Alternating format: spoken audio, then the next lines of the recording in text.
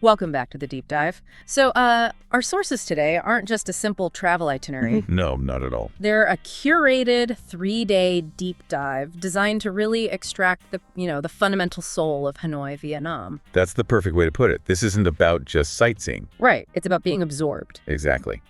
The sources frame Hanoi as this living, breathing force, a place that just demands a full sensory surrender. So our mission is to understand that collision of chaos and beauty, history and hunger that seems to define the city. And that's what hits you first.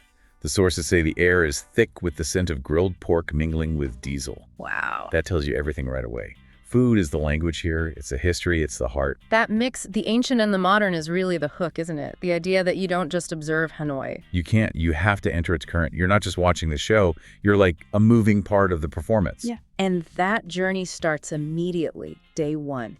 You're thrown headfirst into the old quarter, which the sources call a magnificent, baffling maze. It's not a maze you conquer, though. It's one you have to yield to. Okay. You realize pretty fast that you can't just casually stroll. You have to learn this sort of urban choreography. And part of that choreography is understanding the history of the streets themselves. They echo the old guild system, right? Yes, that's what's so unique. You're literally walking down streets that were historically for silver or silk or paper offerings, the original 36 guild streets. Even though they sell all sorts of things now. Of course. But that history is still layered into the geography, even the architecture. It gives the whole area this structural memory. But the sources stress that if you only stick to those main streets, you're missing the real magic. You're missing the heart of it. The real life of the city is hidden deeper, inside these incredibly narrow, almost secret alleyways. They call them the ongo. So tell us more about the Ungon. What exactly are they? They're basically the city's circulatory system.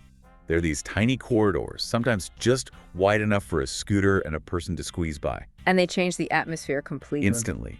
The noise level just drops. And they hide these tiny courtyards, family shrines, and most importantly, you see family life spilling out laundry, tiny kitchens, people sharing tea. That's where you see the real rhythm of the city. Exactly. The multi-generational flow of life protected, just feet away from all the commerce. It sounds immersive, but maybe a little overwhelming, especially with the scooter traffic. How do you even navigate that? You have to.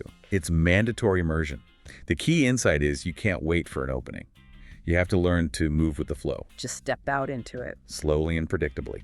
The scooters aren't hostile. They're just fluid. They will literally flow around you. It's a lesson in trust. And just when that sensory overload from the old quarter peaks, Hanoi gives you its counterpoint, Hoan Kiem Lake. Yes, this is the genius of the city's layout. The lake is the necessary breath of calm. It's where all that frenetic energy is just forced to slow down. What does that collective pause look like? It's beautiful. You see these moments of real quiet old men playing intense games of Chinese chess, people doing Tai Chi in the morning. But you also see the future. Young students practicing English with foreigners, couples taking these elaborate wedding photos. It's tranquil, but it's also a very functional social space. And there's history there, too, with the Red Hook Bridge leading to Gaksun Temple. Crossing that bridge is a tangible shift. You leave the city noise, and you're suddenly in a space that smells of incense. You hear quiet prayers. Yeah. It really shows you the deep spiritual layers under all the modernization. So the takeaway from day one is this. Yeah. This radical juxtaposition. The chaos of the old quarter and the serenity of the lake. They aren't fighting each other. They're two sides of the same coin. They define Hanoi's soul. And that contrast sets you up perfectly for day two. Right, where we pivot from the sensory to the heavy political history of the nation. Starting with a pilgrimage, really, to the Ho Chi Minh Mausoleum. A place described as being incredibly powerful. It is, and emotionally complex. The building itself is stark, imposing, very Soviet era in style. And inside is the preserved body of the man who shaped modern Vietnam. The sources all mention the feeling of being in this silent, reverent procession. And then, right next to this massive monument, you find his humble stilt house. That contrast is so deliberate. Oh, it's a masterclass in political messaging. You have the unyielding power of the state and the revolution in the mausoleum. And then this image of simplicity right beside it. Exactly. The simple wooden stilt house where he actually lived. It projects austerity, a connection to the people. So you're looking at two very different forms of power. the monumental state-sponsored power, and then this curated personal power of humility. That's the core analysis. It forces you to think about leadership and legacy and how a nation frames its founder. From there, the journey shifts from political power to intellectual tradition, to the temple of literature. Yes, Vietnam's first university dating all the way back to 1070. It must feel like a completely different world. It's the perfect palate cleanser. You walk through these ancient courtyards and you're soaking in a tradition that existed long before the wars we usually associate with Vietnam. And sources mention a really wonderful, tangible detail here. The stone tortoises. The stelae, yeah. They rest on the backs of these huge stone tortoises, and they're inscribed with the names of scholars who passed the royal exams centuries ago. It's like a physical record of intellectual history. An unbroken chain. And what's fascinating is that it's not just a museum piece. It's still a living site. Absolutely. Yeah. Students still go there today, especially before big exams, to touch the tortoises for good luck. It shows how deeply respect for learning is embedded in the culture. So day 2's lesson is that power in Hanoi comes in many forms, not just political, but this deep, enduring intellectual power. Precisely. And that depth leads us perfectly into day 3, which is the ultimate reward. This is where we get to the city's true heart. Found on low plastic stools, in bubbling pots, and over smoky street grills. We're finally talking about the food. This is where we stop analyzing history and start pasting it. We have to start with the breakfast ritual. Goes is so much more than soup. It's a morning reset button. The sources talk about the perfection of it. That clean, fragrant broth, the tender meat, and that mountain of fresh herbs you add yourself. It prepares you for the day's chaos.